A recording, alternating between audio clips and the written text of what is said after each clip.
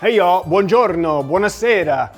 My name is Martin Phillip and I'm here in the studio today and I'm gonna make a beautiful Focaccia Di Recco. This is a recipe that's in our big book of bread. It's one of my favorite things to make. It's ready in under an hour. Let's do this. The recipe is right there in the description. You can bake along. Let's make some focaccia.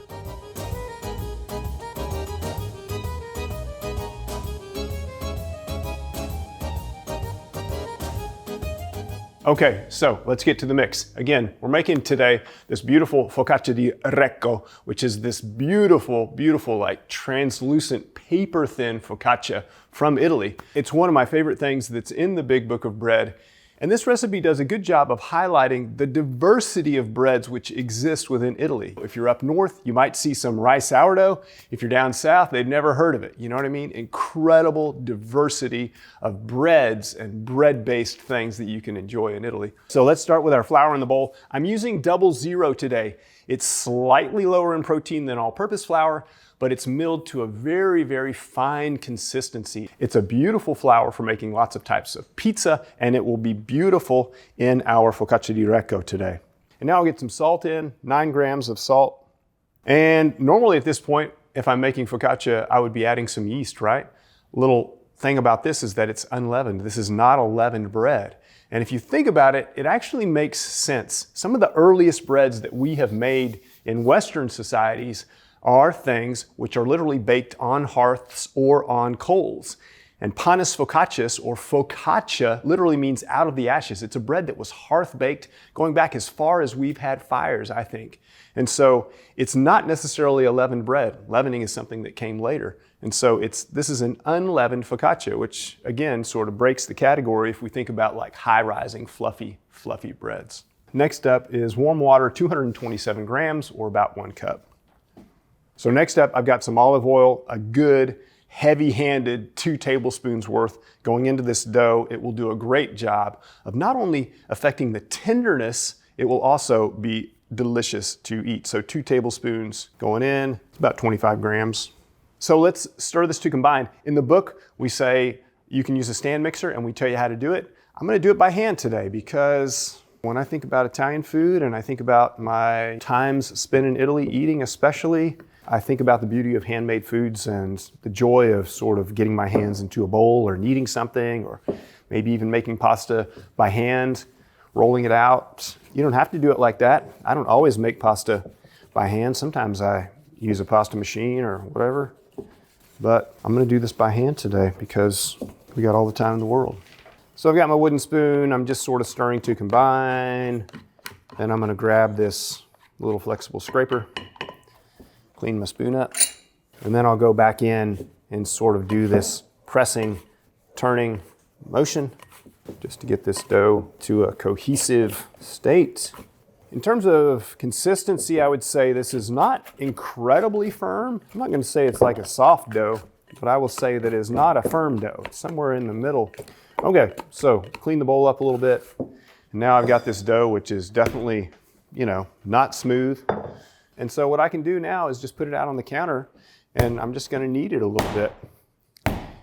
And I'm doing this sort of slap and fold. And I'm just gonna work it until I feel like it smooths out. If you're using a machine, it might take about 10 minutes. And I would say that by hand, it might also take around that.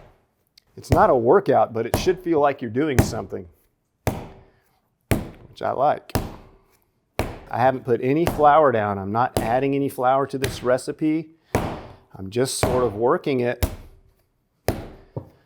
with a little bit of a firm hand, I guess you could say.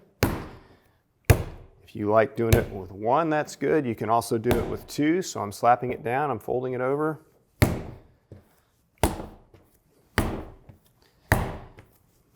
If you feel like the counter is sort of getting a little bit messy, run back over, grab your flexible scraper, pull any sort of extra stuff back to your mix, get back to work.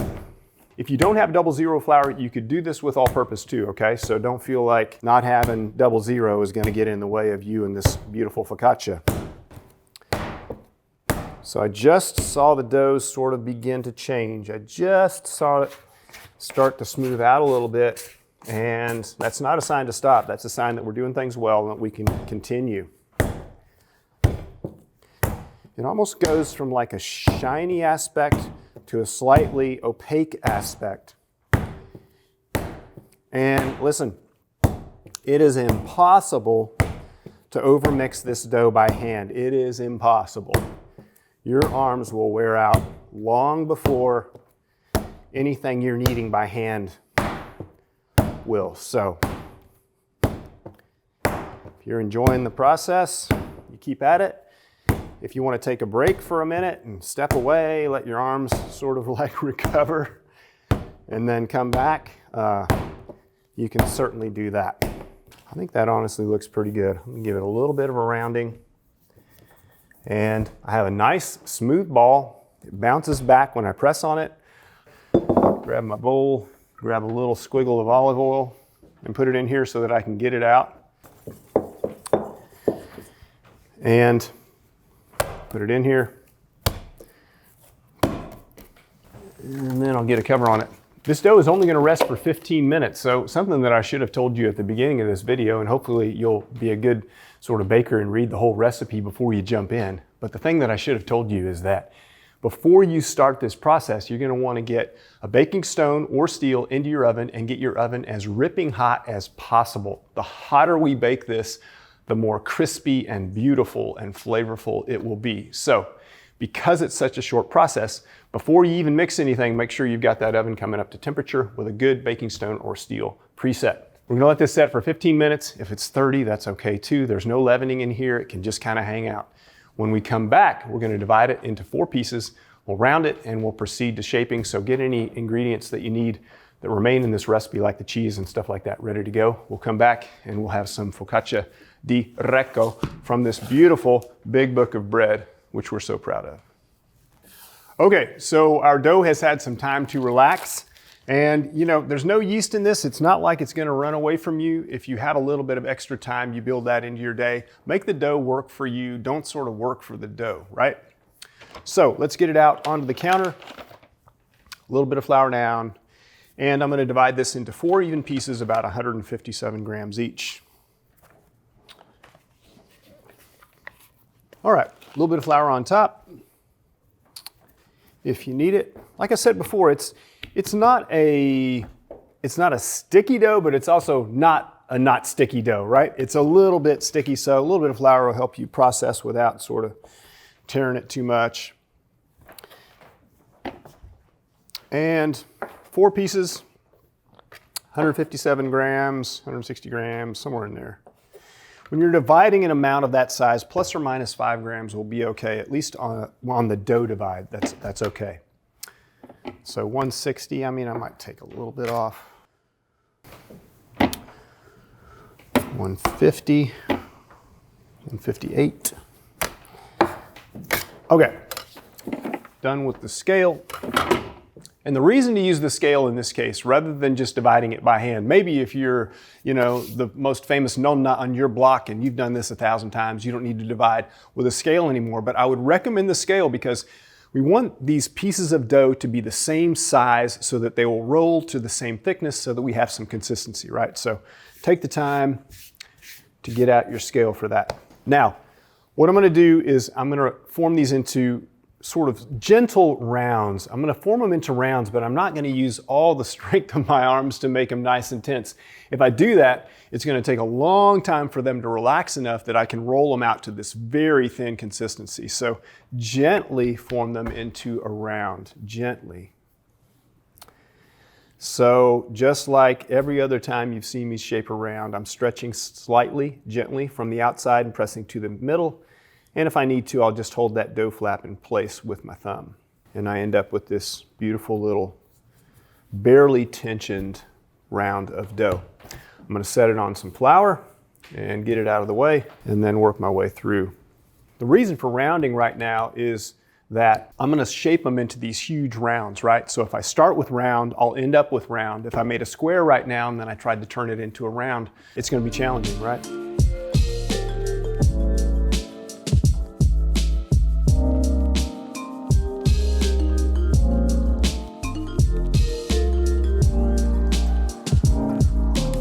Cover the ones that you're not going to use, right? So I'm going to set them aside and I'll go back.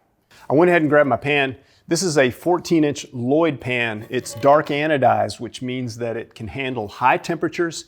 It also means, due to the color, that it transfers heat very quickly to the baking, to our Focaccia Di Recco in this case. It also heats up more quickly than a lighter colored baking pan. So if you don't have one of those at your house, any 14-inch pan will do, or even a 16-inch pan. Just know that if it's got a coating on it, you're going to want to check with your manufacturer's instructions and make sure that it can take the heat that we have going on in this oven. Remember, I've got my oven as hot as possible. Not all pans are rated for those high temps. What's there to say about Focaccia Di Recco? I mean, honestly, I think one of the reasons we included it in the book is because of the fact that it's sort of like a little bit of a contrarian, If what we like to talk about is big and bubbly focaccia and sort of maximal, this focaccia is a little bit more under the radar. It's a little bit more maybe soft-spoken. It's a little bit less of a show-off, this dough, right? But it's a focaccia that I've known for, I don't know, probably decades at this point. I've eaten in Italy. And then also there's some places in the US where you can get them. Nancy Silverton makes a very good version of Focaccia Di Recco. Absolutely gorgeous. Thin, crispy. One of the challenges for making it in the States is that it can be very hard to come by the cheese that's most traditionally used with it, which is Crescenza. It's very hard to find Crescenza. I think sometimes people are mail ordering it, or if you live near a larger city, maybe there's a chance that somebody has some Crescenza kicking around. In our case, up here in the wilds of Vermont, we definitely don't have access to any Crescenza. And so what we ended up prescribing for it is fresh mozz. So at this point, I've got a dough piece that is almost all the way there, not quite. In the instructions we say, roll to 10 inches and then put it on the pan and stretch it the rest of the way. That's an option as well. A comfortable way for me to stretch also is to use gravity a little bit in the same way that I would pizza, right? So I'm just letting the weight of the dough stretch and fall off my hands. It will also work just to go over there, plop it down, and then gently, with patience and sort of a generously kind hand, work your way around and give it a little bit of a stretch. I place it on one side, I come over to the other side, and I give it a little stretch. If you want, you can give a little bit of pressure to this edge, and that will sometimes hold the dough in place for just a second. Then what I'll do is I'll go to another place on this dough piece, and I'll give it a little stretch and press. And what I'm trying to do is get the dough to just sort of rest with only the weight of that edge piece hanging over slightly, right? Okay, so I've got my cheese here. I'm not using Crescenza because we can't get Crescenza where we are. We can get fresh mozz, so I've got my fresh mozz here today. And what I'm gonna do is just break it into pieces and place it on the dough in dollops, sort of distributing it as best as I can. We're making 2 Focaccia Di Recco. We're gonna make one, we're gonna bake it. That pan's gonna come out, everybody's gonna swarm you, they're gonna eat it faster than you can imagine, and then you gotta start rolling another one. All right, I got my cheese on there, and I'll get this second dough rolled real quick. Or I'll get this second dough rolled. Maybe not that quick, we'll see. A little bit of flour on the bench. I want the flour because I want this dough to be floating the entire time, just like if I'm rolling puff pastry, or if I'm rolling croissant dough, or if I'm making a pie or something like that. I don't want the dough to ever be adhered to the counter. There's no benefit to that. That's only going to cause me some problems.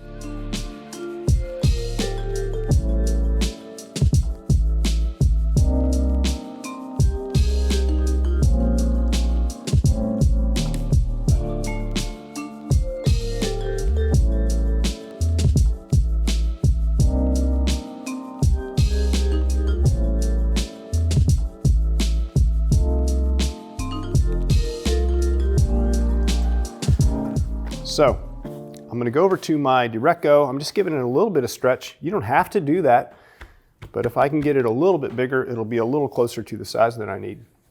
So now I'm going to drape it, and what I'm aiming for is just to have at least one side that's slightly over the edge, and then I'll stretch it and I'll just press it into place, and it'll hold there You do want a little bit of overlap. I think in the book we said 1 inch. I would say that would be about the maximum that you would need. You just want to make sure that you have a little bit of dough so that the two pieces will stick together. That's the main thing. And then what I'm doing is I'm just working my way around the outside, stretching just enough to sort of cover, and then pressing to adhere. And unless you've really used a lot of bench flour, I don't think that you're going to need to add anything wet to get these doughs to stick. So I've pressed these together. I have a slight amount of overlap. Everything looks good. I've got a just absolutely paper thin top layer of dough. And now I'm going to take my rolling pin. And if you have a big pin, it's possible to just put the whole thing on and roll all the way across in one fell swoop. Not everybody has that, so I'm going to show you how to do it with a smaller pin. And basically what I'm going to do is just roll on that metal edge in order to cut the dough. And once you've gone around once, then I can go back and I just pull out to release the dough, and then I go out the other side, and I've got a beautiful even thing. And you can see, I mean, I could move it and I can just see how absolutely paper thin that dough is, which is what we want, right? We could probably bake it just like that, but if you add a beautiful edge, it's even a little bit more visually compelling. So I'm gonna go in and I'm just gonna sort of crimp the edge. You can do it according to your style or fashion. I'm gonna do just a little bit of a rope, which means I'm stretching and pressing. I'm holding a piece in place with my one finger and I'm stretching and pressing with my other fingers, working my way around.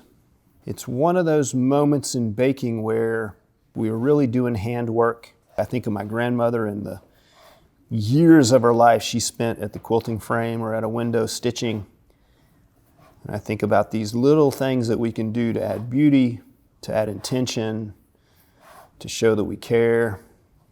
Give yourself a quiet moment to just work your way around this dough, trying to make something beautiful. Last thing before we get it into the oven is to basically just pinch some holes in it so that the steam can evacuate during baking and leave us with something that is as crisp and sort of like shattering as possible. So I'll go back in, I'll find a couple spots where I can sort of get my fingers in there, and I'll just nick a piece of dough away. Just basically just creating some steam holes. The reason I'm using my fingers and not cutting it is that if I cut it, I risk sort of breaking through that bottom surface of the dough, and I don't want that. I just want to create a little bit of a steam vent. You don't have to be too precise here. Just give yourself a few spots where things can sort of work their way out. There is a little bit of scrap, and if you do that times 4 pieces, you know, you may have a little bit of scrap. You can let that relax and then come back and roll it and make a small one. You won't have enough dough to make a huge one, but you can make a small one. So let's get this into the oven. It's going to bake for about 10 to 12 minutes. I have my oven set as hot as possible, and I've preheated with a stoner steel in the oven. Remember, at the inception of this process, you want to get that oven on because this is not all day focaccia. This is within the hour focaccia, right? So we're going to get it in there. We're going to bake it 10 to 12 minutes until it's the color that you like. I like a pretty full color. And so we'll give it that nice look, and then we'll bring it out, we'll cut it, we'll garnish it, and I might eat the whole thing by myself.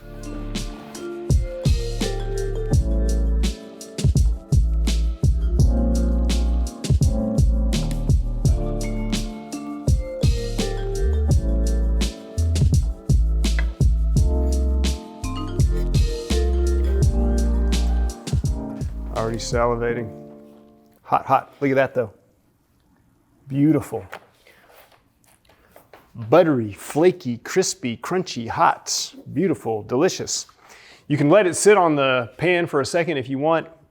I don't know. Life's too short. Let's not wait anymore. You can eat it like this, or you can garnish it a little bit. What we say is a little bit of olive oil and a little bit of coarse salt. I mean, it makes just about everything better, right? So I'm gonna put a little bit of olive oil and a little bit of coarse salt, just a little bit. I'm gonna cut mine into pieces because I can almost hear the troops coming. You know what I mean? Like when I pull a plate of brownies out of the oven at home. I don't know when I make brownies, but if I made a plate of brownies at home, it's like you can hear the troops running in, right? So it's like, get the bites ready. Go ahead and get some cutting. So I've got my pizza wheel and it should be crispy.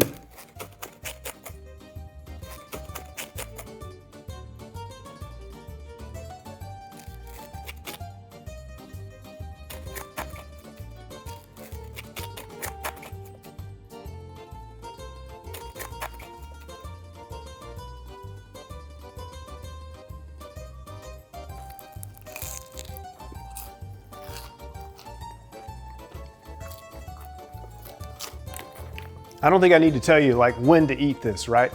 When it comes out of the oven, that's when to eat it. I mean, you'll know because it'll come out and you'll say, I'm eating that now. Like, no questions asked, I'm diving in. It's that good. It's sort of a little bit greasy. It's sort of a little bit fried. It's crispy, it's flaky, it's salty. It's got all of those things, and it's done in what, an hour, even less, something like that? So if you need a special treat, dinner's coming up, maybe you're having some friends over, you just got home from work and you're scrambling a little bit to figure out what you're gonna do, turn that oven on, stone or steel, preheat to 550, get that thing cranking, make yourself a dough, and put some cheese inside of it, roll it nice and thin. You know, Focaccia Di Recco, it's like the unassuming, less braggish version of a delicious focaccia that you can make in under an hour. Give this recipe a try. As always, don't forget, we've got this recipe right down there in the description. You can read the whole thing through. You can bake along if you want. This is Martin and Tucker and Lydia and Cecile and everybody else at the studio today saying thanks for joining us. Get out there and make some Focaccia Di Recco from this beautiful book, The Big Book of Bread.